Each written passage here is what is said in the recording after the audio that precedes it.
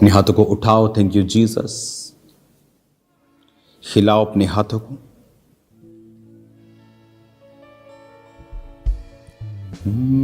शिफावा यसु नासरी तो पावांगे, ते सनायोदी सदा यसी गावांगे। होसना होसना होसना होसना होसना। प्रभु यीशु मसीह दे नाम च खुदा बाप, आज जितने जन खुदावन इस मीटिंग को देख रहे हैं खुदा बाप, तेरे वचनों का गहरा प्रकाश उन पर हो और इस वचन के जरिए खुदावन ये सब गड्ढों से, वो बीमारी के, सत्यानाश के, कलेश के, गरीबी के गड्ढों से ये बाहर आए, आत्मिक उन्नति को पाए प्रभु यीशु मसीह के नाम में। आमीन आमीन।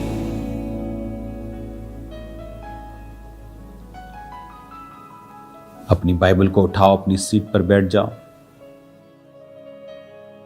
अगर आप ऑनलाइन हैं तो सब चीज़ों को बंद कर दो। अपने घर पर सब कंसंट्रेशन के साथ एक जगह बैठ जाओ। सब चीज़ों को बंद करके, खाना वगाना सब बैठ जाओ और वचन को सुनो।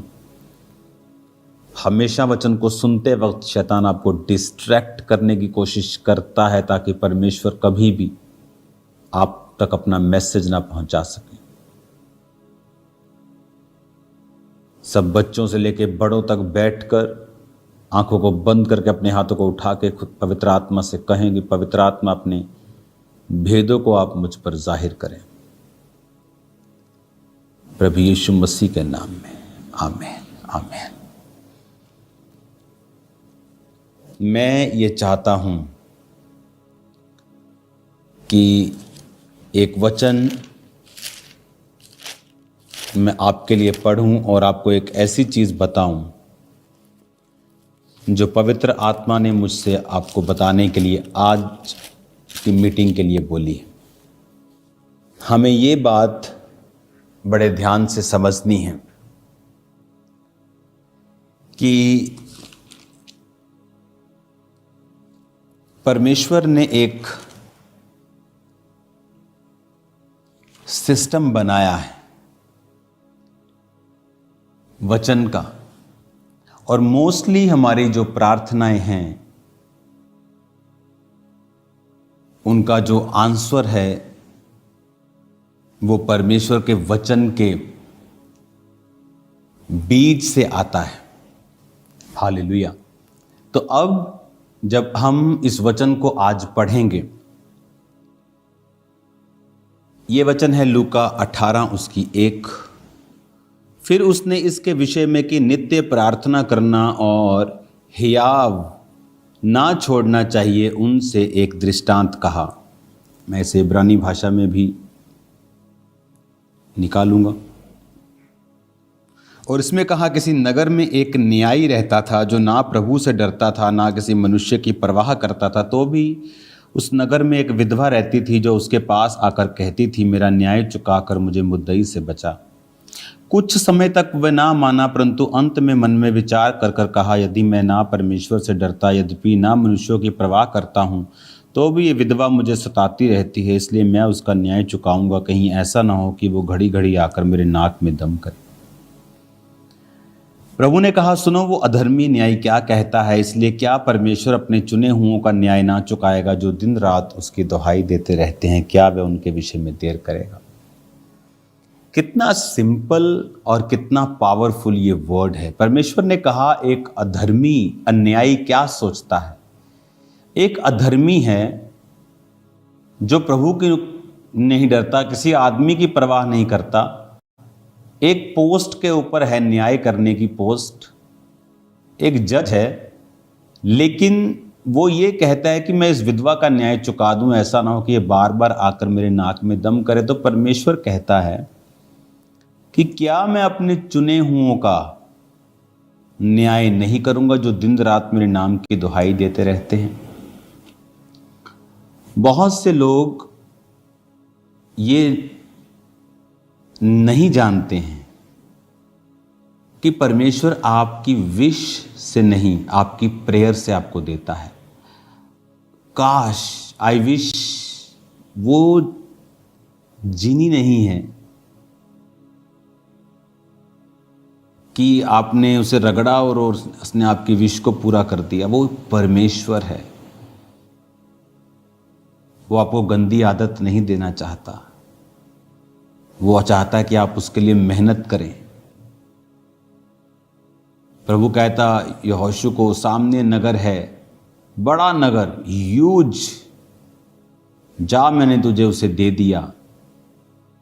दे दिया तो मतलब ये नहीं अब जा और पार्टी कर, जा और लड़ना तेरा काम है। पौलुस कहता है, जो भविष्यवाणियां तेरे विषय में की गई उनके विषय तू अच्छी लड़ाई को लड़। यानी भविष्यवाणियां जो खुदा ने कही वो भी पूरी नहीं होंगी अगर तू लड़ाई नहीं लड़ेगा तो। आपके केस कितने बड़े हैं और प्रार्थना कितनी छोटी है। आप सिर दर्द को तो पैरासीटामोल से ठीक कर लोगे, लेकिन अगर माइग्रेन है, लेकिन अगर कैंसर है तो उसको कैसे पैरासीटामोल से ठीक करोगे। केस बड़ा, प्रार्थना छोटी, बीमारी बड़ी, दवाई छोटी, कैसे इलाज होगा। और जीसस ने क्या कहा, जो दिन रात मेरे नाम की दुहाई देते हैं, क्या मैं उनके विषय में देर करूंगा। एक मनुष्य को प्रैक्टिकली कैसे प्रार्थना करनी चाहिए मैं आपको बताता हूं। अगर आप मेरे से बेस्ट तरीका पूछें प्रार्थना करने का, वो क्या है। देखो, शाम की मीटिंग कितनी आशीषित है कि मैं आपको कितनी गहरी बातें बता रहा हूं। बेस्ट तरीका है, अगर आपको परमेश्वर से जवाब लेना है प्रार्थना करने का, 1+1+1। 1 घंटा प्रार्थना सुबह, 1 घंटा प्रार्थना शाम, दोपहर 1 घंटा प्रार्थना रात को, 1 घंटा सुबह, 1 घंटा दोपहर को या शाम को आप लगा लो, 2 से 3 बजे, 4 बजे, 5 बजे, और 1 घंटा रात को। 1 घंटा आप सुबह प्रार्थना करते हैं, प्रभु तू महान है, हालेलुया, धन्यवाद प्रभु यीशु। जब आपकी 40-45 मिनट की प्रार्थना हो जाती है, फिर आप वर्सेस निकालिए। अगर आपको हीलिंग की ज़रूरत है, यशाया 54 निकालिए, भजन संहिता 103 निकालिए, नीति वचन 3 निकालिए। जहाँ जहाँ परमेश्वर ने हीलिंग प्रॉमिसेस किए हैं बाइबल में, उन सब वर्सेस को निकालिए, उन्हें निकाल कर उन्हें पढ़िए प्रार्थना में ही। प्रभु तेरे वचन में ये लिखा है। अगर मैं आपको यशाया 40 पढ़िए, 28 से लेकर 31 तक, भजन संहिता 103 पढ़िए, जहाँ पर परमेश्वर ने लिखा है कि वो तेरे अधर्म को क्षमा करता है और तेरे रोगों को चंगा करता है। भजन संहिता 103:3, वही तो तेरे सब अधर्म को क्षमा करता है और तेरे सब रोगों को चंगा करता है। इन वर्सेस को पढ़िए 10-15 मिनट, इन वर्सेस से प्रार्थना कीजिए। उसके बाद अगर आपके पास अनॉइंटिंग ऑयल है, अपने आप को उससे मसा कीजिए। लास्ट में थैंक्स कीजिए, प्रभु तेरे कोड़े खाने से मैं चंगा हो चुका हूँ, तेरा थैंक्स करता हूँ, आमीन कर दीजिए। दोपहर को फिर 40-45 मिनट प्रार्थना, फिर वर्सेस के साथ परमेश्वर के सामने अपनी वर्सेस से रखनी। इन अध्यायों से, इन वर्सेस को बोलकर प्रभु को बताना कि तेरे वचन में ये लिखा है। और दिन रात कहता मेरे नाम की जो दुहाई देते हैं। संडे थर्सडे दुहाई देने वाले बहुत हैं, चलो संडे जाके दुहाई दे देते हैं। उसके बाद सोमवार क्या, जो सुबह से बर्तन मांज के, जो काम घर का, जो आदमी अपने ऑफिस में जाता है, कोई प्रार्थना वाला जीवन नहीं। शाम को आधा घंटा एक बैठ गए, प्रेयर माउंटेन वाली चलो प्रेयर कर ली, ठीक है, लेकिन जिस प्रार्थना की मैं बात कर रहा हूँ वो आपका न्याय चुकाएगी, आपको परमेश्वर से जवाब लेके देगी। 1+1+1, 1 घंटा सुबह, 1 घंटा दोपहर या शाम। सेम धन्यवाद प्रभु यीशु, 45 मिनट आप प्रभु से अपने दिल की बात। आप अपने जब पिताजी के पास जाते हैं, अपनी माता जी के पास जाते हैं, आप सोच के नहीं जाते कि मैं जब अपने बाप के पास जाऊंगा बोलूँगा, हे हमारे परम पूज्य पिताजी, मुझे कृपया 50 का नोट दीजिए। आप कभी ऐसा नहीं कहते। कुड़ियाँ देखे, डैडी 50। आप मेरी बात समझ रहे हैं क्या? परमेश्वर भी आपका पिता है, आपके पिता से भी ज़्यादा है। आप जब प्रार्थना में बैठते हैं उससे बात करें, अपने दिल की बात करें। हो सकता है उसमें कुछ इमोशनल चीज़ें हों, इसलिए मैंने कहा लास्ट 15 मिनट फिर वचन से प्रार्थना कीजिए, ताकि जो वचन से प्रार्थना होती है उसे परमेश्वर दरकिनार नहीं कर सकते, क्योंकि वो अपने वचन का इनकार नहीं कर सकता। जब आप 15 मिनट वचन पढ़ के प्रार्थना करेंगे, पिता तेरे वचन में लिखा है कि तूने कहा तू थके हुओं को बल और शक्तिहीन को बहुत सामर्थ्य देता है, मुझे सामर्थ्य, मुझे बल दे। तेरे वचन में लिखा है जो यहोवा की बाट जोहते हैं वो नया बल प्राप्त करते जाएंगे। देख, तेरे वचन में लिखा है कि धर्मी का वंश बचाया जाएगा। क्यों? मेरे बेबी नहीं हैं जिनके पास बेबी नहीं होते। तेरे वचन में लिखा है कि तूने कहा है कि जो कोई यहोवा का भय मानेगा, उसके मार्गों पर चलेगा, तो परमेश्वर उसको उसी रास्तों पे चलाएगा जिससे वो प्रसन्न होता है। उसका वंश पृथ्वी का अधिकारी होगा। प्रभु, मेरा वंश मुझे चाहिए पृथ्वी का अधिकारी होने के लिए, तेरे वचन में लिखा है। इस तरह से आप अपने केसेस के हिसाब से बाइबल वर्सेस से प्रार्थना करेंगे लास्ट 15 मिनट। उसके बाद आप अनॉइंटिंग ऑयल को अप्लाई करेंगे अपने पेट पर। अगर आपको बेबी चाहिए, अपने सिर पर, आपको अनॉइंटिंग चाहिए, सुरक्षा चाहिए, आप प्रार्थना करेंगे। आप अपने फैमिली को यीशु के लहू में छुपाएंगे, फिर थैंक्स करेंगे। रात को फिर सेम 45 मिनट आप प्रभु से बात करेंगे। आप प्रभु को बताएंगे आप आत्मा में बढ़ना चाहते हैं। परमेश्वर, मैं तुझ में आगे जाना चाहता हूँ, मैं अपने दुश्मनों को माफ़ करता हूँ। खुदा बाप, तेरी तारीफ़ करता हूँ। पवित्र आत्मा, तो मेरे संग रहे। आप गैर भाषा में प्रार्थना करेंगे, अपनी सब प्रेयर रिक्वेस्ट को प्रभु के सामने रख देंगे, अपने डाउट्स प्रभु के सामने रख देंगे। फिर 45 मिनट हो जाएंगे, फिर आप बाइबल निकाल लेंगे और 15 मिनट आप अपनी वर्सेस के साथ परमेश्वर के सामने अपने केस को रखेंगे। करके आप देख लीजिए, 6 महीने में अगर आपकी लाइफ चेंज नहीं होती तो मुझे एक लेटर लिखिए कि मेरी लाइफ चेंज नहीं हुई। मैं आपको बता रहा हूं, मुझे कोई लेटर आने वाला नहीं है। अगर आप पवित्रताई में तौबा किए हुए विश्वासी हैं और इस प्रेयर पैटर्न को जो मैंने आपको बताया है आप फॉलो करते हैं, 1+1+1, I challenge you in Jesus name, आपकी लाइफ पूरी तरह से बदल जाएगी। हालेलुया। पूरी तरह से परमेश्वर का आत्मा आपको चेंज कर देगा। आपको ये बात बड़े ध्यान से समझनी है कि वो वचन में क्या कहता है। परमेश्वर कहता है उस अधर्मी न्यायी को, अधर्मी है, पापी है, अच्छी कुर्सी पर है, उसको देख। वो कहता मैं न्याय चुका दूंगा, मेरे नाक में दम ना कर दे। तो कहता तुम मेरे नाक में दम करो। कैसे? शब्दों से नहीं, अपने इमोशंस से नहीं, वचन के साथ। वो वचन का इनकार नहीं कर सकते। वैसे मैंने कहा 45 मिनट पर करो प्रार्थना। उस 45 मिनट में प्रभु के सामने अपनी चीज़ों को रखो, डाउट्स को रखो, उससे शेयर करो, गैर भाषा के साथ भी प्रार्थना करो ताकि आत्मा के साथ भी आपकी प्रार्थना हो जाए। फिर 15-20 मिनट वचन के बीच से करो प्रार्थना। ये नहीं एक बार कर ली फिर 2 दिन बाद कर ली। नो, सुबह, दोपहर, शाम, सुबह, दोपहर, शाम। टीबी का डॉक्टर जब टीबी की दवाई देता है बोलता है एक दिन भी मिस की ना तो दोबारा से कोर्स शुरू होगा। मैं आपको यही कह रहा हूँ, मिस नहीं करना, दिन और रात उसके नाम की दुहाई देते रहना। देखो फिर क्या होता है जब आप वचन के बीच से अपनी प्रेयर रखेंगे कि प्रभु तेरे वचन में लिखा है।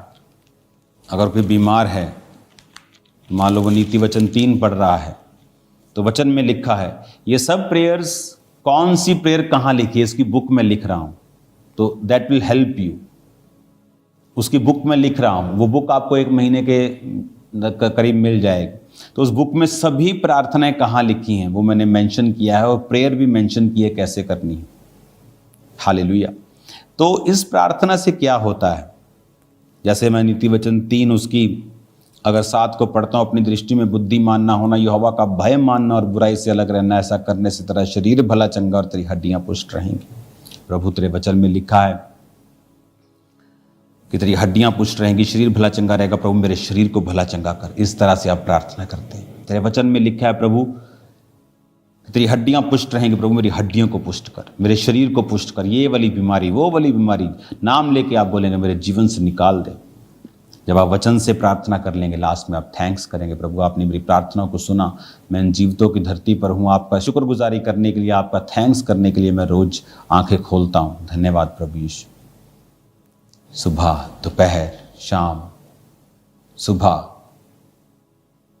शाम, रात 3 बार आप प्रार्थना करेंगे। 1 घंटा 1 घंटा 1 घंटा 1 घंटा 1 घंटा 1 घंटा। मैंने कहा मुझे फिर लेटर लिखिए 6 महीने बाद, अगर आपकी पोजीशन सेम है तो, अगर आपकी लाइफ चेंज नहीं हुई है तो। It's impossible. ये नहीं कि आप व्यभिचार में हो और आप 3 घंटे प्रार्थना करें और बोले कि प्रभु आपके साथ बात करेगा इस व्यभिचार को छोड़। आपके जीवन में बड़ा गुनाह कोई नहीं होना चाहिए। ये नहीं कि प्रार्थना जैसे छेद वाली थैली में सिक्के डाले और ऊपर से डाले और नीचे से निकली गए, वो मत करना। आपके जीवन में वो नहीं कि छोटी मोटी गलती हो गई थी आप सोचे कि प्रेयर का उत्तर नहीं आएगा, ऐसा नहीं है। लेकिन कोई बड़ा जानबूझकर किया हुआ गुनाह, चोरी, कोई व्यभिचार, किसी को गिराना, ऐसा आपकी लाइफ में नहीं होना चाहिए। 1+1+1। मैं वेट कर रहा हूं, ये वचन आपकी लाइफ को चेंज कर देगा। आप देखिए फिर, अगर आपका बच्चा नहीं प्रभु में है, 45 मिनट के बाद वंशों की प्रार्थना में वर्सेस के साथ कीजिए। बुक तो आपको जल्दी मिल जाएगी, आप बुक से जान पाएंगे कि वंश की प्रार्थना कहाँ करनी है, डर से मुक्ति के लिए कहाँ करनी है, डिप्रेशन से मुक्ति के लिए बाइबल में कहाँ वचन लिखा है, शारीरिक हीलिंग के लिए, फाइनेंशियल हीलिंग के लिए, कर्जे से मुक्ति के लिए, दोस्त के लिए कैसे प्रार्थना करनी, भाइयों के लिए, सब लिखा है उस बुक में, मिल जाएगी आपको। लेकिन इन वर्सेस को खुद पढ़िए, ढूंढिए, आगे बढ़िए, प्रेयर कीजिए, वो आपका न्याय चुकाने के लिए तैयार है। God bless you all. प्रार्थना कीजिए 21 सितंबर तक फास्टिंग में, चर्च के लिए सब सरकारी काम जो है वो हल हों। 3 महीने के अंदर बहुत सारी चीज़ों की ओपनिंग है चर्च में, सब काम टाइम पर पूरा होना। अब सिर्फ फाइनेंस पर निर्भर करता है, अभी कोई प्रॉब्लम नहीं है, सब क्लियर है, क्या करना है, कितना करना है, एवरीथिंग इज क्लियर। तो 6 अक्टूबर को बड़ा बीज और 10 अक्टूबर को बड़े बीजों को बोना है। उससे पहले भी अगर आप बड़े बीजों को बो सकते हैं तो बोना है। चर्च में सो मेनी एक्सपेंसेस, 30 लाख का राशन फैमिलीज को जाता है 1 महीने में। सिर्फ जो फैमिलीज को जाता है 24 जो वाली राशन वाली फैमिलीज, अभी लंगर इंक्लूड नहीं किया, 80 से 90 लाख का खर्चा होता है 2 महीने में, सिर्फ लंगर का। अभी चर्च के बाकी खर्चे भूल जाओ। तो आपको बोना है ताकि खर्चे समय पर बिल जाएं, कंप्लीट हों और खुदावन के नाम को महिमा मिले। God bless you all. 1+1+1। इस प्रेयर को भूलना नहीं। हालेलुया। आइए लास्ट प्रार्थना करते हैं। खुदा बाप, ये वचन इनकी जिंदगी में 100 गुना फलों को लेके आए। अंधकार की शक्तियां इसे चुरा ना सके। प्रार्थना का आत्मा ही रिसीव करें खुदावन, आज के बाद कभी भी सेम न रहें। प्रभु यीशु मसीह के नाम में कि शरीर चंगे हों, आत्माएं रिसीव करें ब्लेसिंग्स को, इन जीसस नेम, आमीन आमीन। God bless you all.